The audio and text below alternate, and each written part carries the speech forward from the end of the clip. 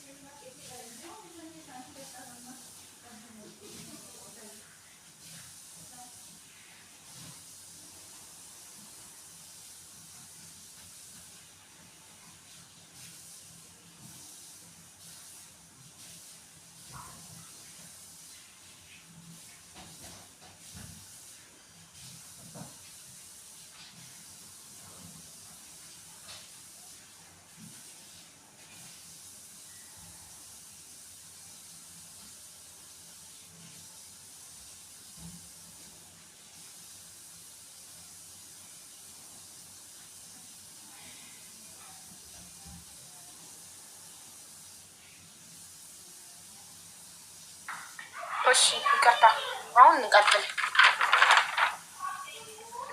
ኦኬ ሀውዬ እንዳላስተዝም ይቅርታ፣ ያኔ ማውራትም ስለማልችል ነው። እሺ እና እኔ ያልኩት እኔ አሁን ላወራ የፈለኩት ለዚህ አረብ ሀገር ውስጥ ለሚሰሩት ትምህርት ቢሆናቸው ሰው ቤት በተለይ ደግሞ መዳም ቤት ለሚሰሩት አሁን ለሚመሩት በፊት ላይ ምን ነበረ፣ አሁን ላይ ምን ነበረ? ኦልሬዲ አሁን ይሄ ሶሻል ሚዲያ ከመጣ በኋላ ሴቶች እህቶቻችን በጣም ተበላሽተዋል። ገና የከሌ ቤት አለ የሚረዳን የሰው ቤት ሶሻል ሚዲያ ላይ ሄደን እናወጣለን ከሌን እንትን እንላለን እያሉ ስራቸውን ራሱ በአግባቡ ሳይሰሩ ስልሽ እኛ ድሮ ስንመጣ ሰው ቤት ስንት መከራ ምግብ እንኳ የማንበላበት ሰዓት አለ። ገባሽ? ስንሰራ ማለት ነው። አሁን ላይ ግን መጀመሪያ ታሪኩን ንገሪንና ከዛ ትመክሪናለሽ። መጀመሪያ ታሪኩን እንስማው ማሪ። እሺ ውዴ፣ እኔ የዛሬ 4 አመት ነው ኢማራት የገባሁት። አሁን 6ኛ ወር ላይ 4 አመቴ። ኢማራት ስገባ ቋንቋ አልችልም፣ አረበኛ አልችልም። የመጣሁት በቢሮ ነው። ከዛ አቡዳቢ ነበር መጀመሪያ የገባሁት ሰው ቤት ስገባ የሸዋሮ ቤት ልጅ ያለች እዛ ቤት ውስጥ ምሰራ 4 አመቷ ነው እሷ ከኔ ጋር ምሰራው ማለት ነው። ከዛ ቤቱ ዝም ብሎ የሴት ቤት ነው፣ ወንድ የሌለበት ቤት ማለት ነው። ገባሽ? እና በጣም ነፃነት አለው። አዲስም ስለሆንኩ ቋንቋም ስለማልችል በጣም ነፃነት ተሰጠኝ። ከዛ የሴትዮዋ ወንድሞች ይመጣሉ ይሄዳሉ። በቃ ቤቱ ዝም ብሎ የሀዲዬ ቤት ነው። ካርድ ገዙንላል፣ እንደፈለኩ እኖራለሁ። በጣም ነፃነት ተሰጠኝ። ነፃነት ሲሰጠኝ ቤተሰቦቿ ጋር ደውዬ እኔ ያለሁበት ቦታ በጣም አሪፍ ነው፣ በቃ ምንም ነገር የደረሰብኝም ነገር የለም። ልጅቷ እያመጣኝ ከዛ ከልጁ ከሴትዮዬ ወንድም ብር እየተቀበለች ምናምን ስትሰጠኝ የኔ የምቾት ነበር የመሰለኝ። ለካ እሷ ከሱ ጋር ተመሳጥራ እኔ ቋንቋ ስለማልችል እኔን አሳልፋ ለመስጠት ነው። ገባሽ ሀቡ? እሱ እኔን ስለፈለገኝ ማለት ነው። በዛ ላይ ልጅ ነኝ። ከዛ መጨረሻ ላይ ምን አደረኩ መሰለሽ? እሷ እኔ 4 ወር እንደሞላኝ እሷ ሄደ ለማሳጠር ማለት ወደ ኢትዮጵያ ተሳፈረች። የኔ ያ 2 ወር ደመወዝ የነበረ ካርጎ ማረጊያ ቤት ውስጥ ካርጎ እያረገች ሲያንሳት ሰጠኋት። ከዛ ተመልሳ ለምትመጣ እዛ ቤት ኦልሬዲ ከዛ በኋላ ያንን ብር ይዛ በዛው ሄደች። ከሄደች በኋላ ልክ እሷ በሄደች በ3ኛ ወሯ አልመጣችም፣ በዛው ቀረች። ምን ይለኛል ልጁ፣ እኔ እኮ ያንን ሁላ ብር የምሰጣችሁ ይሄ ነበረው ካርድ የምገዛልሽ የነበረው ልጅቷን ስጠይቃት አንቺን እንደዚህ ያኔ ምን ብዬ ልንገርሽ ስልጠይቃት እሺ ብላለች ስላለች ነው ምናምን አለኝ። አረቡ ማለት ነው የሴትዮዬ ወንድም። ከዛ ሲለኝ ክፍላችን ያም እሷም ስላለች ያኔ ቋንቋ ስለምዳይ ምናምን የሄደችው ቶሎ የሆነ ነገር እንትን ካልኩ ቶሎ ነው የሚገባኝ አረበኛም ሆነ ምንም። ከዛ እንደዛ ሲለኝ እኔ እንደዚህ አይነት ነገር አይደለም ፈልጌ የመጣሁት፣ ያው ኢትዮጵያም ላይ የሚነገረውን ነገር ስለምን ይሄ ነገር እንደዚህ አለ ድፍረት አለ ምናምን ስለምን ያችን ነው ያሰብኩት። እኔ እንደዚህ አይነት ነገር ፈልጌ አይደለም የመጣሁት። ሲጀመር እሷ ካርድ ያው ፈልጎ ደሞዝ የመጣ ቁጥር ነው የሚሰጠን እያለች እንጂ የምትሰጠኝ ይሄን ነገር አውርታኛ አታውቅም አልኩት። እሱም ማለት ነው ገባሽ፣ እሱ ሌላ ነገር ነው የፈለገው። እሱ ደግሞ እኔ እኮ ለእሷ ያልኳት እንደዚህ ብያስ ነው የሰጠችሽ እንደዚህ ስትለኝ ካርድ ገዛላችኋለሁ ይዣችሁ ወክ እወጣለሁ ለዛ እኮ ነው ምናምን አለኝ። 3 ቀን ሳተኝ ወላሂ ብዬ ነው የምልሽ አቡ 3 ቀን ሳተኝ እዛ ቤት ውስጥ ማለት ነው። ሴትዮዋ እንደነገርኩሽ የሴት ቤት አቡዳዊ ቤቶች ደግሞ ሸቃ ናቸው። ያኔ ስልሽ ወተሽም ሀበሻ ታገኛለሽ እንደዚህ ሰራተኛ። ሳተኝ ማለት ሊደፍርሽ ሞክሮ ነው ሊደፍረኝ ማለት ነው። አዎ ከዛ በሶስተኛው ቀን አንቺ ሀሳቡ ካርድ ገዝቶ አንቺ አብሮሽ ሊተኛ በካርድ እንደዛ ነው ያሰበው። ካርድ እሷ ጋር የተመሰጠሩት እንደዛ ነው። እኔ አሁን ይሄንን ልል የፈለኩት ወላሂ ሳወራ እውነት ላይ መስላችሁ እንትን ላይላችሁ ይችላል፣ ግን ማለት ነው ብዙ ልጆች አሉ አሳልፈው የራሳቸውን ዜጋ የሚሰጡ ገባሽ። እሷ ከሄደች በኋላ ነው ይሄን ሁሉ ነገር እኔ ቋንቋ ስለማላቅ ያወቅኩት እና ያንን ነገር ሲያረግብኝ በ15ኛ ቀኑ ነው ሴትዮዋ ከቤት ልጆቹን ይዛ ወጣች። ይሄንም ቢሮዬም ስለምታውቅ አሁን እዚህ ላይ ወይም ቢሮ ውስጥ አብረውኝ ያዛን ቀን ያሳለፉ ያን ነገር የደረሰብኝን ስለሚያውቁ ገባሽ የሚያምኑኝም ይኖራሉ። ከዛ በኋላ በአራተኛው ጊዜ ሲስተኝ ሁሉም ሰው ከቤት ወጣ። ልጆቹን ይዤ እወጣለሁ እኔ ቤት አስጂ ምናምን አለች ሴትዮዋ። ከዛ ቤት አጸዳለሁ ብዬ ሰውየው ላይ ምን አረኩኝ ኩሽና እንትን እያልኩ ዕቃ እያጠብኩ ነበረ። ካሜራውን ረስቶታል እሱ መጣና አነቀኝ ገባሽ። ኩሽና ውስጥ ያለውን ካሜራ ረስቶታል። እኔ እሱ ያሰበው ምንም ነገር ማላቅ ምናምን ነው የሚመስለው። ቋንቋው ምንም ስለማይገባኝ የትም ሄደ አንተን ብትል እንትን አትላብዬ አመሰግናለሁ። ክበሪልኝ ፈጣሪ ያክብርልኝ። 5 ሰው ሰብስክሪፕሽን። ከዛ መጨረሻ ላይ ምን ሆነ መሰለሽ ቢላ አንስቼ ክንዱ ላይ ጫር አረኩት። እሺ ቢላ አንስቼ ክንዱ ላይ ጫር ሳረገው ሲያንቀኝ ሴትዮዋ እንዳጋጣሚ መጣች። ከዛ የነሱ ደም ደግሞ ነካ ስታረጋቸው ታውቂያለሽ የአረቦች እጅ ስም እንዴት እንደሚሆን በቃ የሆነ ትንሽ ነገር ይመጣል እንዳለ ደም በደም ሆነ ቤቱ። እሷ እንዳጋጣሚ መጣች። ይቺ ከዳማ እብድ ናት እንደዚህ አድርጌ እንደዚህ ኩሽና ገብቼ ወጋችኝ። ለልጆችሽም በኋላ ታስፈራለች አለ። ከዛ ወስዳ እስር ቤት ወረወረችኝ እሷ እንደዚህ ናቢ 5 ቀን ማንም ሳይጠይቀኝ ቢሮም ሳይደወል የትም ደርሴ 5 ቀን ታሰርኩኝ። ልክ እኔ የኢማራትን ህግ እንትን እምለው እዛ ቤት ውስጥ የተፈጠረ ነገር ካሜራ ካለ ምን ካለ ቼክ አድርገን ከዛ በኋላ ቢሮሽ ጋር እንደውላለን ተባለ። እዛ ቤት ውስጥ የሄዱ ካሜራ ለከላይ ደረጃ ላይ ያለ የሌላውንም ቀን ዲሌት እንኳን ማድረግ አልቻሉም። እነሱ ምንም ትኩረት አልሰጡትም። የብዙዎቹንም ያለፉትንም ቀን እሱ እዛ እየመጣ ያስፈራራኝንም ቀን ኩሽናም ያለውም ያ ሁሉ ካሜራ ወጣ። ቢሮዬ መታ ወሰደችኝ። ውሰጅ እንደዚህ ተብሏል ብሎ በ5 ቀኔ ከእስር ቤት ወጣው። እሱ ወደ እስር ቤት ገባ፣ እኔው ነፃ ወጣው ማለት ነው ገባሽ። ፓስፖርቴንና የ2 ወር ደመወዝ ነበረ 800 ብር ነበር ያኔ የገባሁት። እሱን ተሰጠውና ሄድኩኝ። ከዛ ምን ትለኛለች መሰለሽ ቢሮዋ አውጥታ እዛ ከወሰደች በኋላ ምን ችግር አለው ስንት መከራ ያሳልፋሉ ሰዎች ወጥቶ ቢወርድብሽ እንኳን ምን ችግር አለው ለአንድ ደቂቃ ስሜት አለችኝ። ወላሂ ከጭንቅላቴ ከአይሚሮ ያልወጣ ያለው እስካሁን ይሄ ነው።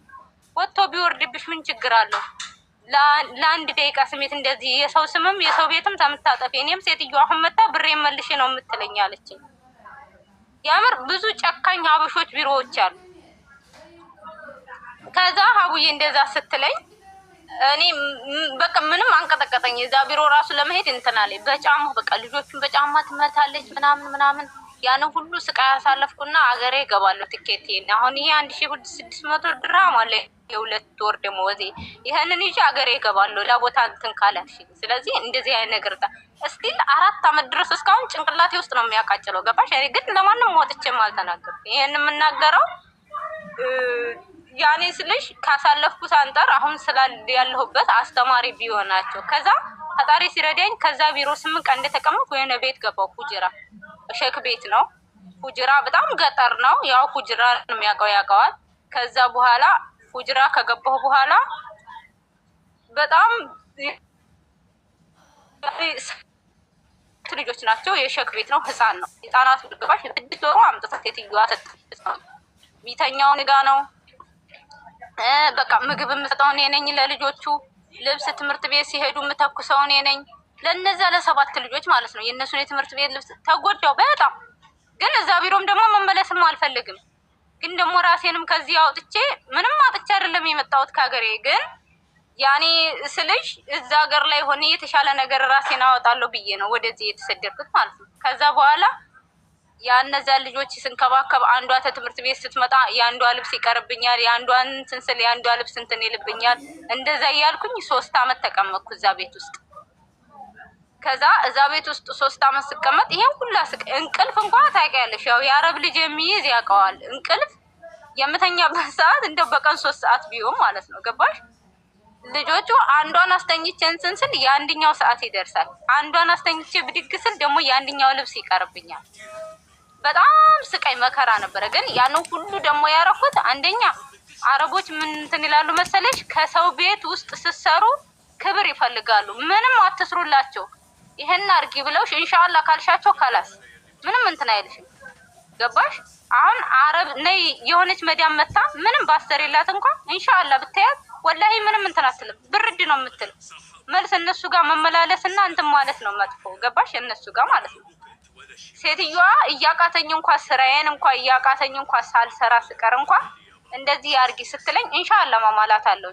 ያን እኮ ስራ ሳልሰራው እኮ አልሰራውም እኮ ግን ኢንሻአላህ በማለት አሳልፈዋለሁ። ገባሽ?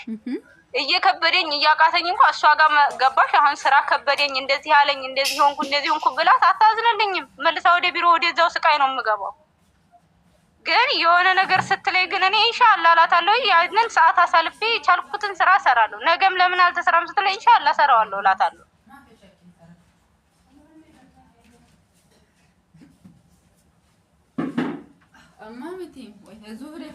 ምናምን ሞክር ነበረ። ገባሽ? እዛ ማለት ኢትዮጵያ የልጆቹ ጋር እንደዚህ የትም እየሄድኩ ስጫዋት ሞተር ምናምን እንትን ስል መንጃ ፍቃድ መማር ፈልጋለሁ ከፈቀዳችሁልኝ ምናምን አልኳቸው። እነሱ ማለት ነው አረቦቹ።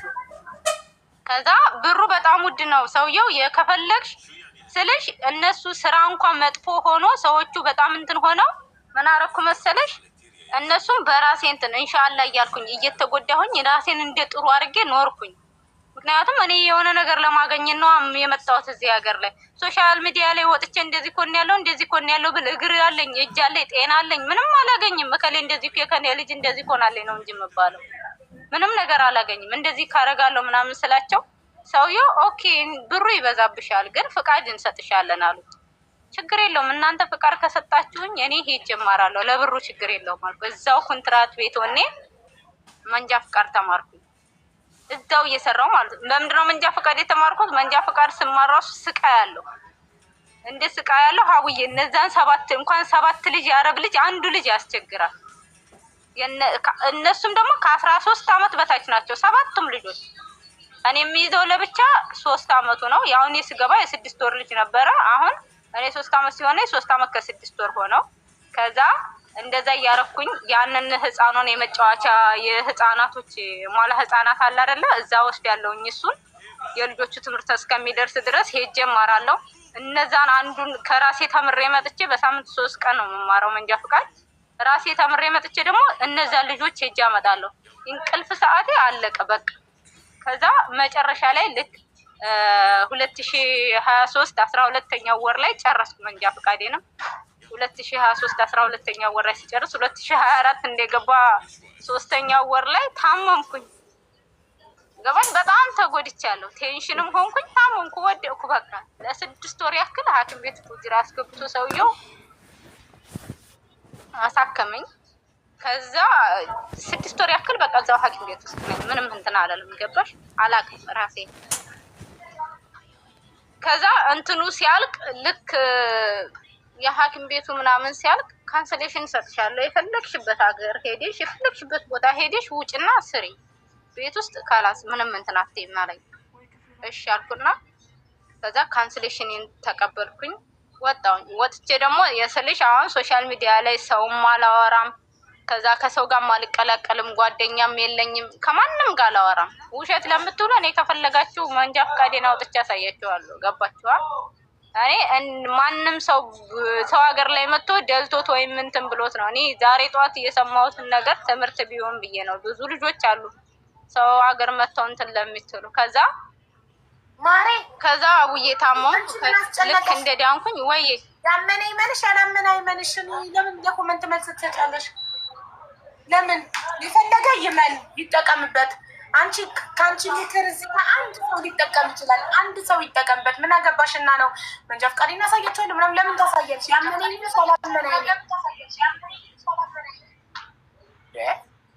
ከዛ በኋላ ምን ልን ነው የፈለኩት? አሁን ዛሬ ሀቡዬ ዛሬ ሳሪ ቤት አንዷ ወጣ ምን ትላለች?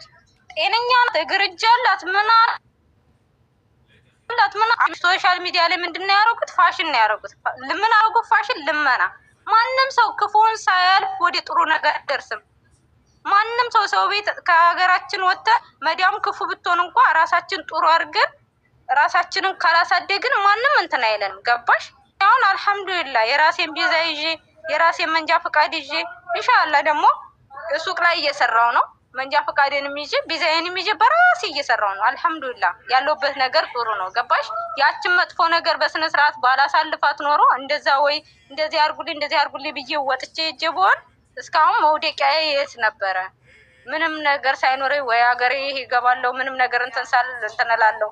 ግን እኔ የፈለኩት ምንድነው አሁን ለምትመጡ ልጆች ሰው ሀገር ላይ ገና ሶሻል ሚዲያ አለ፣ ገና የከሌ ቤት፣ ገና የሀቢባ ቤት፣ ገና የሳራ ቤት አለ ብላችሁ ከሌ ይረዳኛል ብላችሁ ራሳችሁን እንትን አትበሉ። ራሳችሁን አጠንክራችሁ ሰው ቤት ስሩ። ካላስ ለምንድን ነው እናንተ ገና የከሌ ቤት አለ፣ ገና የሶሻል ሚዲያ አለና ከሌን አውጥቼ መዲያሚን እንደዚህ አድርጌ ወጥቼ ሄዳለሁ አትበሉ። በቃ እኔ ይሄን ልል ነው የፈለኩት። ዛሬ አንዷ ወጣ እጅ እግር እያለ ቢዛ 9,000 ብር ከፍላ አሰርታ ምን አለች? የሳራ ቤት ወጣ ወላሂ ሀቡ ለልጆቼ ልብስ መግዣ የለኝም ሀገሬ ልሄድ ነው እርዳታ ስጡኝ ትላለች። ሰው ጤነኛ ሆኖ እንዴት ነው እርዳታ የሚለምነው? በቃ ራሳችሁን አውቃችሁ ስሩ። መዲያም ብጨቀጭቃችሁም ጥሩ ሆናችሁ ስሩ። ሰው ሀገር ላይ እኮ መተን ምንም ነገር አይደለም የምንፈልገው ብር ነዋ። ብር እስከፈለግን ደግሞ ልመና ፋሽን አታርጉት። የታመመ ራሱን የአደጋ ላይ የሆነ የኩላሊት የካንሰር በሽተኛ የሆነ ምንም ነገር የሌለው ነው ቢለምን የሚያምርበት። እናንተ ግን ጤነኞቹ እየወጣችሁ ፋሽን አታርጉ፣ ሌሎችንም አታሰድቡ። በቃ አቡዬ ካጠፋው ይቅርታ። እኔ ይሄን ልል ነው የፈለኩት። ካስተማራቸው ይማሩበት። እሱም አላጠፋሽም። አንቺ ጀግና ነሽ። እርዳታ ሳትለምኚ በራስሽ ከኮንትራት ቤት ካንስሌሽን ይዘሽ ወጥተሽ ኢቃማሽን አሰርተሽ እየሰራሽ ያለሽ ነሽ አይደል?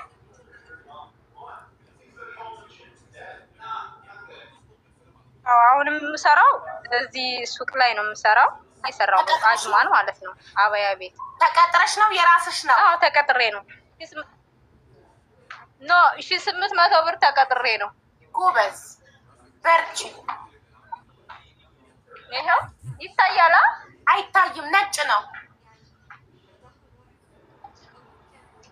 ኦኬ ተቀጥረሽ ነው የምትሰሪው? አረቦች ናቸው የቀጠሩሽ? አበሾች?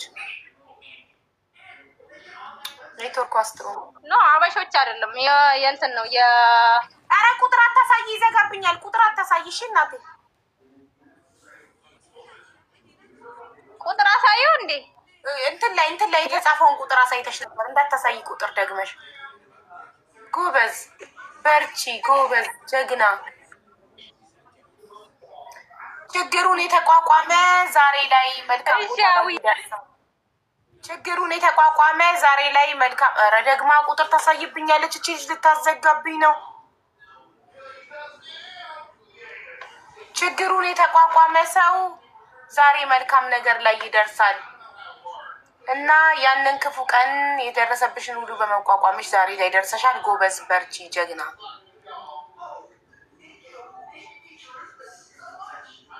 ግን አልሐውዬ እና እኔ የምለው ለእነሱ ነው። ገባሽ?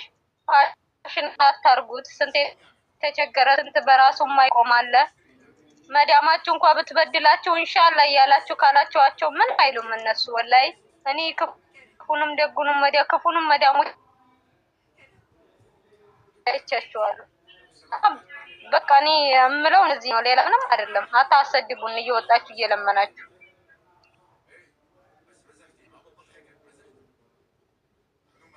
እሺ ማሬ እናመሰግናለን። በርቺ እሺ ጎበዝ።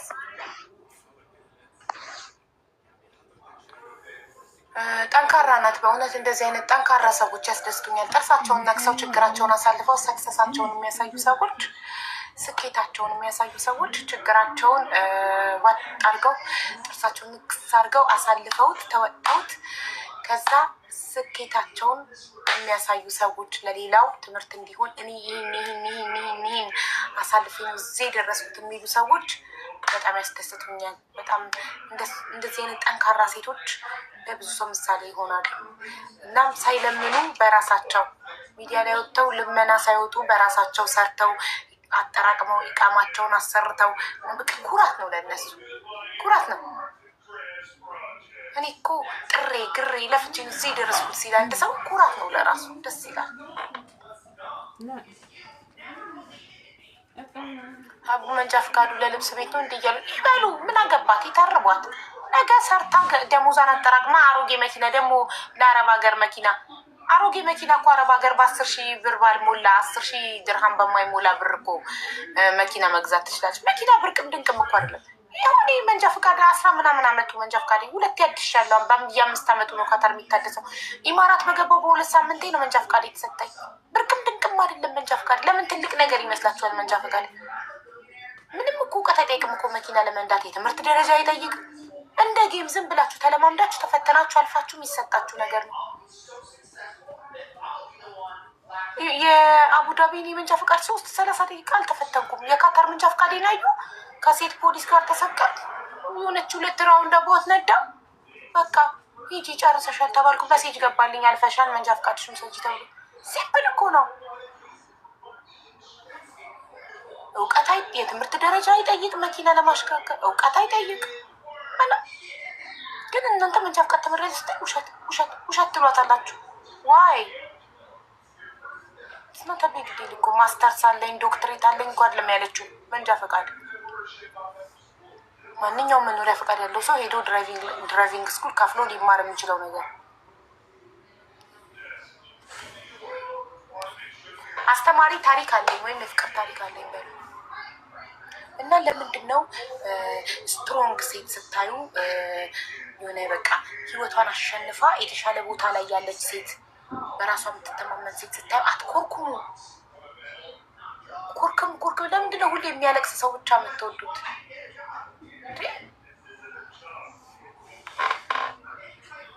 ክፍያው ስንት ነው? ሀቡ መንጃ ፍቃድ ለማውጣት ከሆነ እንደ ሀገሩ ይለያያል። ኢማራት በጣም ውድ ነው። እኔ ፈተና ብቻ ስለተፈተንኩ 250 ድርሃም ነው የከፈልኩት። ፈተና ብቻ ነው የተፈተንኩት። እኔ ሙሉ ትምህርቱ ግን 7,000 ድርሃም 8,000 ድርሃም ይፈጃል አሉ። እኔ ኢማራት ላይ የመፈተኛዋን ብቻ ነው 250 ድርሃም ከፈልኩ። ኦንላይን ላይ ፈተናውን ቀጠሮ ቡክ ሳረግ 200 ድርሃም ከፈልኩ። የፈተና ለተዛ 250 ድርሃም 250 ድርሃም በቃ 450 ድርሃም ነው በአጠቃላይ የኢማራት መንጃ ፈቃድ የፈጀብኝ። ስላለሽ ነው የጂሲሲ ስላለሽ ነው አይደል? አዎ ፈተና ብቻ ነው የተፈተንኩት። የጂሲሲውን አይተው የካታር ላይሰንሴን አይተው እሱን እስካን አድርጌ ያስገብቼ ነው አፕላይ ሳረግ። ያ የጂሲሲ ስላለሽ ነው እንጂ ያው 450 እንዳይመስላችሁ። አይ ፉል ኮርሱማ እየነገርኳቸው 7,000 ከ7,000 እስከ 10,000 ይሄዳል ይላሉ። ካልወደቁ ምንም ካሳወቁ ከሆነ ነው እሱ። ካልወደቃችሁ ስትወድቂ እንደ አዲስ ነው የሚከፈለው። ያው ክፍያ አለው። እሱን ያህል ሳይሆን የሆነ የወደቁት ያህል የሆነ ነገር የሚከፈል አለ። ካታር ግን እኔ ሳወጣ 2,500 ነበር። እኔ የዛሬ ስንት አመት ሳወጣ ርካሽ ነበር። 3,000 ከምናምን ነው። ምንም ሳልወድቅ ነበር ያለፍኩት የዛሬ 10 ምናምን አመት በፊት። አሁን ግን በጣም ተወዷል። ብታይ እስከ 15,000 ይደርሳሉ። 10,000 ገባ እያሉ ነው እኮ እስከ 15,000 ምናምን ሁሉ ይደርሳሉ። አንዴ ሲወድቁ 2,500 3,000 ክፈሉ ይላቸዋል ምናምን። ሲያሳዝ በቃ በጣም አበላሽተውታል። እኔ ሳወጣ ካታር የዛሬ 12 አመት ነው ያወጣሁት። 2,500 ሪያል ነበር በካታር። አሁን 4,700 ነው ምናምን ገብቷል አሉ። ስቲል ካታር ይሻላል። ለምን ዩናይትድ አረብ ኤምሬት ያለው እሷ እስከ 10,000 ይፈጃል ነበር የሚሉት መንጃ ፍቃድ። አይ እዚህ ሁሉ ነገር ውድ ነው በጣም። አዎ ኢማራት እናቴ የሳት ላይፍ ደስ ይላል። ነፃነቱ ደስ ይላል። እኔ ካታር 14 አመት ኖሬ አቡዳቢ 2 አመት ነው። ነፃነቱ ላይ ኢትዮጵያ ያለሽ ይመስልሻል? በጣም ብዙ አበሻ አለ። የአበሻ ነገር በጣም ብዙ አለ። መጠጥ ሱፐርማርኬት እንደ ሱፐርማርኬት ከቤት ሸጫ ቦታ ስላለ እዚህ ፐርሚት ካለሽ ብቻ ነው አሁን እዚህኛ ሊፊር ፐርሚት ስላለን ነው አንድ ቦታ ነው የሚሸጠው። እሱንም ፐርሚት መንግስት ፍቃድ የሰጠው ሰው ብቻ ነው ሄዶ የሳላሪሽ እንትን ታይቶ ካምፓኒ የምትሰሪበት ካምፓኒ ሌተር ደብዳቤ ጽፎ ነው ሰጥሽ እና እዚህ ሀገር ዴሊቨሪም አለ እንዴ ኦንላይን እያዘዝና ነበር። ለኛ ቁጥር ያለ ኦንላይን አዘን ቤትሽ ድረስ መጠጥ ይመጣልሻል። በቃ አቡዳቢ ነፃነት ጥግ ድረስ ቬፕ ኤሌክትሮኒክስ የሚጨሰው ቬፕ በየበቃላው ይሸጣል። እዚህ በፍጹም ነው የማይሸጠው። የለም አይቻልም። ከኢማራት ይዘሽ ካልመጣሽ በስተቀር እዚህ ጭራሽ እዚህ እኮ ዝም ብሎ ይሄ ትንንሽ ሱፐር ማርኬቶች ውስጥ አለ እኮ ትንንሽ የሁለት ሱቆች አሉ አይደል? እዚህ መጠጥ አንድ ቦታ ነው። እሱንም ፐርሚት ያለው ሰው ሄዶ መግዛት የሚችለው። እንደገና ቬፕ የለም። በቃ ነፃነቱ እዛ የሆነ ኢትዮጵያ ቢሆን በቃ አቡዳቢ ኢትዮጵያ ቢሆን መንገዱ ሰው ብቻ ነው። እዚህ እኮ ስትወጪ እኮ እግረኛ አታይም እኮ። ካታር እኮ እግረኛ የለም እኮ በእግሩ መሄድ። ባሱ እኮ ባዶ ነው እኮ የሚሄደው። ባስ የሚጠቀም ሰው እኮ የለም እዚህ። ኢማራት እኮ ባስ እንደ ኢትዮጵያ ጤም ብሎ ሰው ተጋፍቶ እኮ ነው በባስ የሚሄደው። እግረኛው ሀምዳን ስትሬት የሄድኩ ጊዜ ወይኔ መርካቶን ያለው ታልኩኝ። ሀምዳን ስትሬት እግረኛው መኪና ሊሻገር ነው። ዱባይ ብትኖሩ ብልት ነው። አቡዳቢ እኮ በጣም በቃ ጸጥ ያለ ሀገር ነው የሚባለው።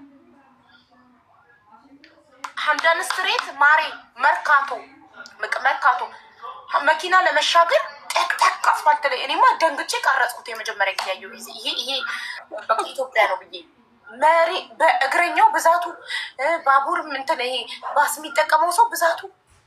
እዚህ ሀገር ባሱ ባዶውን ነው የሚዞረው። ዝም ብሎ በቃ የመንግስት ባስ ስላለ አለ ለማለት ብቻ። እንደው ከተጠቀሙ ራሱ የሆኑ ፊሊፒኖች ወይ ህንዶች ቢጠቀሙ ነው። ሌላ ሰፈር ዴራ ደግሞ የሆነ ፍሪጅ መረር የሚባላል የአበሻ ፀጉር ቤት ምናምን ያለበት እዛ ብትሄጂ ደግሞ በአማርኛ የተጻፈ ማአት ያለሽ ምናምን ምግብ ቤት ምናምን ፀጉር ቤት ምናምን በቃ ማአት ታይ ነበር። እሱ ኢትዮጵያ ነው የሚመስለው እዛ ሰፈር። ወይኔ ገረመኝ። አሁን ግን አይዶን ነው ረጅም ጊዜ ነው ሄጂ ስለማላቅ ቀይረውት ከሆነ በቃ አበሻ ሰፈር ነው የሚመስለው። እኔ ግን ስመጣ እንደ አዲስ ስደት የመጣው መሰለኝ። ወደ ካታር ስመለስ ለ2 ዓመት ኮንትራት ነበር ሄድ ነው እና ባለቤቴ ኮንትራቱን ጨርሶ ስንመለስ ወደዚህ አዲስ የተሰደድኩ መሰለኝ። በቃ አይ ላቭ አቡዳቢ አይ ፊል ላይክ ሀገሬ ያለውን የመሰለኝ። የጤፍ እንጀራ በላለው ንጹህ ጤፍ እንጀራ ከኢትዮጵያ ይመጣ፣ ሁሉ ከኢትዮጵያ ይመጣል፣ ጎመን ከኢትዮጵያ ይመጣል ምናምን። እዚህ አሁን ተመልሼ የሩዝ እንጀራ ነው እየበላ ያለሁት። የጤፍ እንጀራ ይናፍቀናል። እዚህ ሀበሻ ከስንት አንዴ ነው የምታየው። ኦኬ ብዙ ሰው የለም አይደል? እዛ ሀበሻ ብዙ የለም። ሀበሻ ከስንት አንዴ ነው የምታየው። እንደገና መንገዱ ንጹህ፣ አስፋልታቸው ላይ እንጀራ አንጥፈሽ ትበያለሽ። እንዴ ኢማራት እኮ ቆሻሻ ነው እኮ መሬቱ። ግን የእናንተ ሀገር እኮ በሀብትም ከኢማራት ይበልጣል። ዘሪቸስ ታዲያ ያለ አስፋልቱ የምታየው መኪናዎቹ ራሱ አሮጌ ምናምን መኪና አታይም። ጸዴ መኪና፣ አስፋልቱ ጸዴ፣ ሰዎቹ ጸዴ፣ በቃ የሌለ ነው እዚህ። ግን ለኢትዮጵያ ግን ለመኖር ግን ኧረ ኢማራት በእናትሽ ኢማራት ይግደለኝ። ደስ ይላል። ክለብ አለ እንደ ይኸውልሽ፣ ክለብ እንኳን የሌለን መሰላቸው። ክለብ አለ እዚህ አለ፣ ግን አይነፋም። ኢማራትን ባየሽበት በቃ ዩኤኢ ኖረሽ ወደ ካታር ስትመለሽ ይደብርሻል፣ በእውነት በጣም ይደብርሻል። ኢማራትን ሳልቀምስ በፊት ካታር ብዙ አበሻ ያለ ይመስለኝ ነበር። በቃ ከሁሉም አረብ ሀገራት ካታር ብዙ ኢትዮጵያዊ ያለበት ሀገር ይመስለኝ ነበር ምናምን። ኢማራት ደርሼ ስመለስ ዳስጠቅላይ በቃ እዛ የሞቀ ነው። በቃ የሞቀ ላይፍ አለ። ብር መያዝ ከፈለግሽ ካታር ይሻላል። ብር ለመያዝ ብዙ ብር የምታጠፊበት ቢሆን የለ። እዛ የአበሻ ክለብ፣ የአበሻ መዝናኛ፣ የአበሻ ሺሻ ቤት፣ አበሻ ብቻ፣ የአበሻ ምግብ ቤት፣ የአበሻ ሱፐርማርኬት በቃ ቅንቋይ ያለ ነው ላይፉ። በቃ ገንዘብ የምታጠፊበት የምትዝናኝበት ብዙ ሪዝን። ሀብታም አትሆኝም ኢማራት ላይ ባይዘው በጣም ብር ታጠፊ ኑሮ። ካታር ግን የምታጠፊበት ምክንያት የለም ገንዘብ። ተመለሽ ኢማራት በእኔ ፍቃድ ቢሆንማ ለምን አይቻልም? አፕላይ ማድረግ አይችልም? ወደዚህ ደግሞ አይቻልም። ትራንስፈር ከተደረግን ነው እንጂ ዝም ብሎ አለኬፋችን አንችልም። ደግሞ ዋና ስራ በቃ ቫኬሽን እመጣለሁ አላልሽ? ቫኬሽን እመጣለሁ 3 ቀን 4 ቀን ነው እመጣለሁ። አንዳንድ ማስተካከላቸው ነገሮች አሉ። እመጣለሁ። ግን ለመኖር ግን እዛ ነው ምኞቴ። ወደፊት እንደውም ሀብታም በሆን ራሱ ኢማራት ውስጥ የራሴ ቢዝነስ ኖሮኝ ብኖር ደስ ይለኛል። ግን መጀመሪያ የአሜሪካን ዜግነት ከያዝኩ በኋላ ኢማራት ላይ መጥቼ የራሴን ቢዝነስ ከፍቼ መኖር። ለኑሮ ዩኤኢ በጣም ይመቻል። ሁሉም ስደታ ኖ በጣም ዩናይትድ አረብ ኢሚሬትን ስላልቀመሽ ነው። ላይፍ እዛ ላይፍ ይጣፍጣል በጣም እዛ ደስ ይላል። ከዩኤስም ሲመጡ እኮ በጣም ነው የሚወዱት። ማለት ሰሚራ ጓል ዩሴ የስ አሜሪካ የሚኖሩ ሰዎች ራሱ ዩናይትድ አረብ ኢሚሬት መጥተው መኖር፣ ነጮች ራሱ መጥተው ምናምን ይኖራሉ። ዩኤኢ ለኑሮ በጣም ትመቻለች፣ ደስ ትላለች። አቡ ኢትዮጵያስ